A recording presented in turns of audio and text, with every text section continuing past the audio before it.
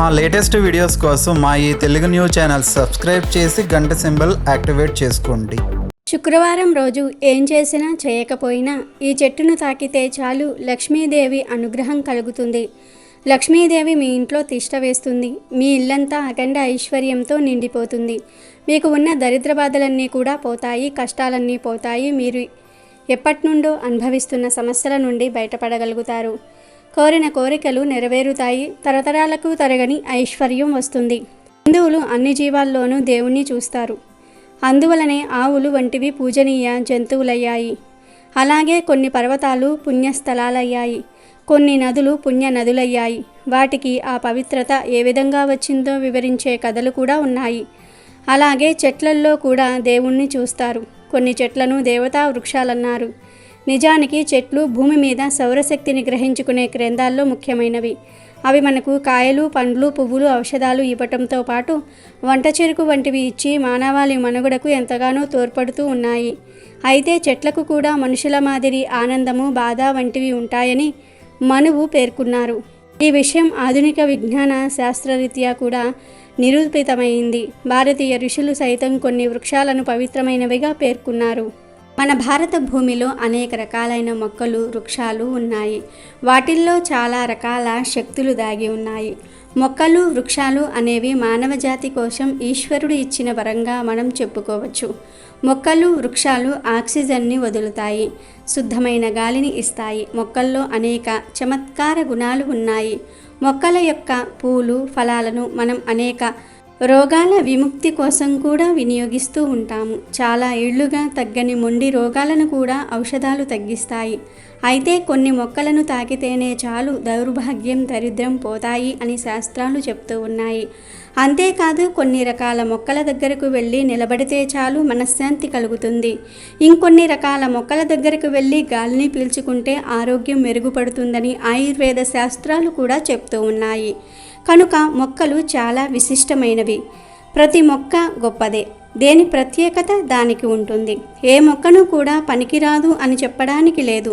మనం పిచ్చి మొక్కలుగా చూసే మొక్కలలోనే ఆయుర్వేదంలో ఎన్నో రకాల మందులు చేస్తారు. ఒక్కో రకమైన మొక్కకు ఒక్కో రకమైన విశిష్టత ఉంటుంది.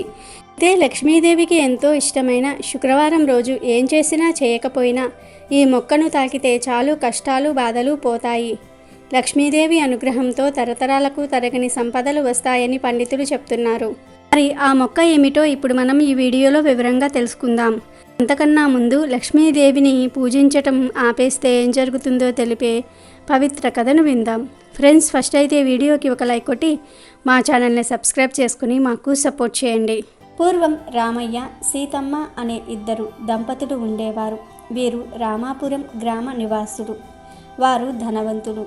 రామయ్యలో గర్వం, అహంకారము ఏమాత్రము ఉండేవి కావు. సీతమ్మ కూడా భర్తకు అన్ని విధాలా తగినది. లక్ష్మీదేవి అంటే వారికి భక్తి ఎక్కువ. అందుచేత వారు ప్రతిరోజు తప్పకుండా లక్ష్మీదేవిని పూజిస్తూ ఆరాధిస్తూ ఉండేవారు. వారికి గోపాలం అనే కొడుకు ఉండేవాడు. ఒక్కడే కొడుకు కావటంతో అతన్ని గారాభంగా పెంచసాగారు.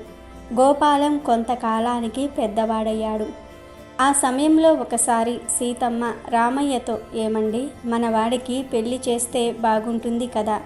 ఇంటి పెత్తనం వాడికి వదిలేసి మనం కృష్ణ, రామ అంటూ విశ్రాంతి తీసుకోవచ్చు. ఈ సంగతి ఆలోచించండి అన్నది. అందుకు రామయ్య సరేనన్నాడు. ఇక గోపాలం కోసం పెళ్లి సంబంధాలు చూడటం మొదలుపెట్టారు. ఆ రామాపురం ఊరికి సమీపంలో ఉండే గ్రామంలో సంబంధం కుదిరి కొడుకుకు గోపాలంకి పెళ్లి చేశారు. కోడలి పేరు గజలక్ష్మి. కొత్త కోడలు కదా అని సీతమ్మ కోడలితో ఇంట్లో ఎలా నడుచుకోవాలి, ఏ ఏ పనులు చేసుకోవాలి, పెద్దలతో ఎలా మెలకువతో మలుసుకోవాలి అని ఆ పద్ధతులన్నీ కూడా బోధించసాగింది. ఒక రోజున సీతమ్మ కోడలితో, చూడమ్మా, లక్ష్మీదేవి మన ఇంటి ఇలవేల్పు. నీవు ప్రతిరోజు లక్ష్మీదేవిని పూజించటం మర్చిపోకు అని వివరాలు చెప్పి ఇంటి పెత్తనం మొత్తం కూడా ఆమెకు వదిలిపెట్టి ఓ ప్రక్కన పాకలో విశ్రాంతి తీసుకోసాగారు వృద్ధ దంపతులు. అలా కొన్ని రోజులు గడిచాయి. గజలక్ష్మి గయ్యాలిదని మొదట ఎవరికీ తెలియదు. అత్తమామలు బోధించిన పద్ధతులు ఆమెకు ఏమాత్రం నచ్చలేదు. ఇంట్లో కసువు ఊడ్చటం కానీ, ఇంటి బయట ముగ్గులు వేయటం కానీ లక్ష్మీదేవిని పూజించటం కానీ పూర్తిగా మానేసింది గజలక్ష్మి. పేరుకు గజలక్ష్మి, కానీ లక్ష్మీదేవిని పూజించే మంచి మనసు ఆమెకు లేదు. గయ్యాలి అయిన గజలక్ష్మి అత్తామామలు 3 పూటలా తిని ఊరకే కూర్చోవటం సహించలేకపోయింది. ఎలాగైనా సరే అత్తమామలను ఇంటి నుంచి తరిమివేయాలని ఆమె ఉద్దేశం. ఆ కారణంగా ఆమె ఇంట్లో పనులు ఏవీ చేయకుండా మంచంపై కూర్చోవటం మొదలుపెట్టింది. రోజు భార్య చేష్టలు కనిపెట్టి చూస్తున్న గోపాలానికి ఇదేమీ అర్థం కాలేదు. గజలక్ష్మి చక్కని చుక్క. ఆమె అందానికి ముగ్ధుడైన గోపాలం భార్యను ఎదిరించలేకపోయాడు. తన భర్త తను చెప్పినట్లు చేస్తాడని, తన మాట జవదాటడని తెలుసుకున్న గజలక్ష్మి ఈసారి అందరి ముందు తన గయ్యాలితనాన్ని ప్రదర్శించింది. అత్తగారు, మీరు కసువ ఊడ్చి అంట్లు తోమండి. మామయ్య, మీరు ఈ సామానంతా కూడా తీసి ఆ గదిలో పెట్టండి అని చాకరీనంతా కూడా వాళ్ళిద్దరినీ చెయ్యమని పురాయించసాగింది. కోడలి ఆజ్ఞ వినగానే రామయ్య, సీతమ్మ ఆశ్చర్యపడ్డారు. కోడలి గయ్యాలితనం తెలుసుకుని వాపోయారు. చూడమ్మా, నీవు వస్తే అధికారం నీకప్పగించి మేము హాయిగా విశ్రాంతి తీసుకోవాలనుకున్నాము. నీవు ఇలా చేయటం పద్ధతి కాదు అన్నారు వృద్ధ దంపతులు. కానీ గయ్యాలి కోడలు గజలక్ష్మి ఎవరి మాటలను కూడా లెక్క పెట్టడం లేదు. ఆనాటి నుంచి అత్తమామల మాటలకు ఎదురు చెప్పటం, సూటిపోటి మాటలు అనటం, తిట్టటం సాగించింది గజలక్ష్మి. ఈ సంగతిని కొడుకుతో చెప్పారు తల్లిదండ్రులు. అందుకు గోపాలం భార్యను ఏమీ అనలేకపోయాడు. ఇదే మంచి సమయం అనుకున్న కోడలు అత్తమామలను ఇంట్లో నుంచి వెళ్ళగొట్టింది. రామయ్య, సీతమ్మ కోడలి పోరు భరించలేక ఎటో వెళ్ళిపోయారు. గజలక్ష్మి ఆనాటి నుంచి లక్ష్మీదేవిని పూజించటం మానేసింది. ఇంట్లో శుభ్రత లేదు. ఉన్న సంపద రోజురోజుకు తరుగుతూ కొంతకాలానికి పూర్తిగా హరించిపోయింది. చివరికి తినడానికి తిండి కూడా కరువైపోయింది. ఆ కారణంగా అప్పుల పాలయ్యారు. గోపాలం ఇల్లు అమ్మి అప్పు తీర్చాడు. ఉండడానికి ఇల్లు, తినడానికి తిండి, కట్టడానికి బట్టలు లేక కరువు కాటకంతో గోపాలం, గజలక్ష్మి ఆ ఊరు విడిచి వెళ్ళారు. పొరుగురిలో ఒక ధనికుని ఇంట చేరి వారింట్లో పనిచేసి జీవించాలని ఆ ఇంటి వాకిట్లోకి వెళ్ళారు. ఆ ఇల్లు ఎంతో శుభ్రంగా ఉంది. ఇంటి బయట అందంగా ముగ్గు వేయబడి ఉంది. ఓ వైపున లక్ష్మీదేవి ఆలయం కూడా ఉంది. ధనవంతుని భార్య రోజు లక్ష్మీదేవిని పూజిస్తూ ఉంటుందని తెలుసుకున్న గజలక్ష్మి అసహ్యించుకుంది. ఇంటిలో నుంచి ధనవంతురాలైన భార్యాభర్తలు వచ్చి చూసి ఆ వచ్చిన వారు ఎవరో తెలుసుకొని కళ్ళ నీరు పెట్టుకున్నారు. ఆ ధనవంతులు ఎవరో తెలుసుకున్న గజలక్ష్మి, గోపాలం వారికి ముఖం చూపించలేక తల వంచుకున్నారు. ఎందుకంటే ఆ ధనవంతులు ఎవరో కాదు, రామయ్య, సీతమ్మ. అప్పుడు రామయ్య, సీతమ్మ గజలక్ష్మిని, గోపాలాన్ని లోపలికి రండి, ఎందుకు అక్కడ నిల్చున్నారు అన్నారు. దానికి గోపాలం, అమ్మ, నాన్న, నన్ను క్షమించండి, నేను మిమ్మల్ని అన్యాయం చేశాను అని తల్లిదండ్రుల పాదాలకు మొక్కుకున్నాడు. అప్పుడు గజలక్ష్మి అత్తమామలతో, మీరు చెప్పిన విధంగా చెయ్యక తీరని ద్రోహం తలపెట్టాను. నా గయ్యాలితనం మీకు అష్టకష్టాలు కలిగించింది. ఇలా చేసినందుకు నన్ను మన్నించండి అని అత్తమామలను భక్తితో పూజించి వారు వికారులైన సంగతి చెప్పుకొచ్చింది. ఆ తర్వాత అత్తమామలను మీరు ధనవంతులుగా ఎలా అయ్యారు అని అడిగింది. అందుకు సీతమ్మ, చూడమ్మా, నీవు లక్ష్మీదేవిని పూజించక ఇంటిని అశుభ్రంగా ఉంచావు. అందుచేత లక్ష్మీదేవి ఇంట్లో ఉండడానికి ఇష్టపడలేదు. భక్తులమైన మమ్మల్ని లక్ష్మీదేవి వెంటాడుతూ వచ్చి మళ్ళీ అపారమైన ధనవంతులుగా చేసింది. చూశారా, లక్ష్మీదేవి మహిమ అంత దైవలీల అని చెప్పింది. మీరు ఇంటిని గంగయ్యకు అమ్మిన సంగతి తెలిసి ఆయన చేత తిరిగి ఇంటిని మేము కొన్నాము. అంతేకాదు ఇక్కడ ఈ ఇంటిని కూడా కొన్నాము అన్నది సీతమ్మ. అప్పుడు కోడలిలో దాగి ఉన్న గయ్యాలితనం పారిపోయింది. లక్ష్మీదేవి పూజ అంటే ఏమిటో పూర్తిగా తెలుసుకున్నది గజలక్ష్మి. ఆనాటి నుంచి అత్తమామలను సేవిస్తూ లక్ష్మీ పూజ చేస్తూ ఇల్లు వాకిలి శుభ్రంగా ఊడ్చి ముగ్గులు వేస్తూ ఇంటిని అలంకరించేది. అత్తమామలను సేవించేది. అత్తగారు, మామగారు కోడలు గయ్యాలితనం మానినందుకు ఎంతగానో సంతోషించారు. ఆ వీడియోలోకి వస్తే శుక్రవారం రోజు మీకు ఏ సమయంలో ఈ చెట్టు కనిపించినా సరే జస్ట్ ముట్టుకుంటే చాలు మీ కష్టాలు పోయి అష్టైశ్వర్యాలు వస్తాయని శాస్త్రాలు చెప్తున్నాయి.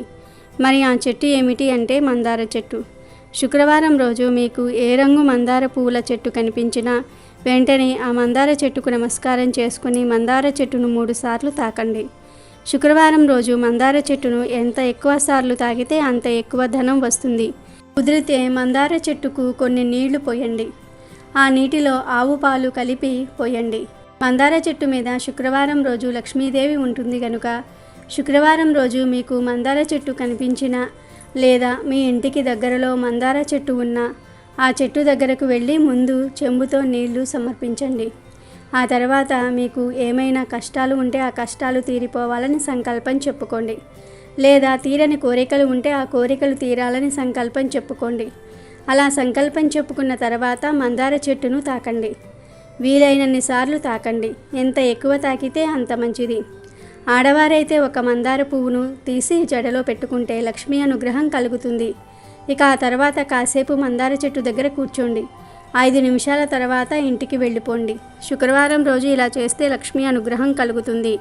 మీకు ఉన్న కష్టాలన్నీ కూడా తీరిపోతాయి. దరిద్రం మొత్తం పోతుంది. మీరు కోరుకున్న కోరికలు నెరవేరుతాయి. మందార పువ్వు పూజకు అందానికి మాత్రమే కాకుండా అనేక రకాల దోషాలను తొలగించుకోవడానికి కూడా ఉపయోగపడుతుంది. మందార చెట్టును ఇంటి లోపల లేదా ఆవరణలో ఉంచటం వల్ల చాలా ప్రయోజనాలు ఉన్నాయి. ప్రధానంగా మనకు తెలియని వాస్తు దోషం ఏదైనా ఉంటే దాన్ని మందార చెట్టు నివారిస్తుందని పండితులు అంటున్నారు. మందార పువ్వులు ప్రకృతిని అందంగా తీర్చిదిద్ది మనసుకు ఊరటనిస్తాయి. ఈ పువ్వులు దేవుడి పూజకు ఉపయోగపడతాయి. అంతేకాదు అనేక సమస్యల నుండి విముక్తి పొందటంలో కూడా ప్రభావవంతంగా పనిచేస్తాయి. దేవుడి పూజలనే కాకుండా వాస్తుశాస్త్రంలో కూడా మందార చెట్టుకు ముఖ్యమైన స్థానం ఉంది. ఆర్థిక పరిస్థితి మెరుగుపడాలంటే ఆర్థిక సమస్యల నుంచి బయటపడేందుకు హనుమంతుడికి లక్ష్మీదేవికి ఎర్ర మందార పువ్వును సమర్పించాలని శాస్త్రాలు చెప్తూ ఉన్నాయి. అలాగే మందార పువ్వులు సానుకూల శక్తిని ఇస్తాయి. ఇంటికి తూర్పు దిక్కున మందార చెట్టును నాటడం వల్ల ఇంట్లో ఉన్న నెగిటివ్ ఎనర్జీ తొలగి పాజిటివ్ ఎనర్జీ వస్తుంది. సూర్య బలం కూడా పెరుగుతుంది. గ్రహ దోషాలు పోతాయి. కాబట్టి ప్రతి ఒక్కరూ కూడా శుక్రవారం రోజు మందార చెట్టును ఎంత ఎక్కువగా వీలైతే అంత ఎక్కువగా తాకండి. లక్ష్మీదేవి అనుగ్రహాన్ని పొంది సంతోషంగా జీవించండి. అమెజాన్లో బెస్ట్ డిస్కౌంట్స్ కోసం వీడియో డిస్క్రిప్షన్లో లింకు ఉంది, చూడండి. అలాగే మా టెలిగ్రామ్ ఛానల్ సబ్స్క్రైబ్ చేసుకోండి.